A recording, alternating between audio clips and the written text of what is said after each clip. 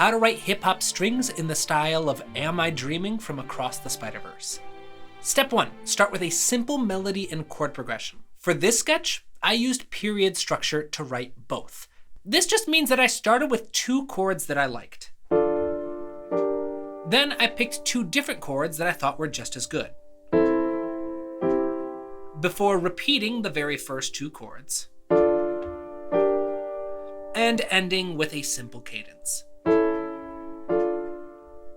I used this same pattern to help create my melody. The first 2 measures use my main motif. Then the next 2 measures introduce a new idea. Then I just repeat my first idea again,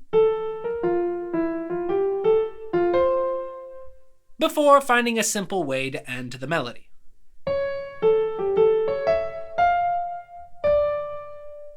Now, arranging all of this for string quartet was pretty simple. First, I just gave the melody to violin 1. Then I had violin 2 play a nearly identical rhythm. But this time, I focused on only using notes that could be found in my underlying chords.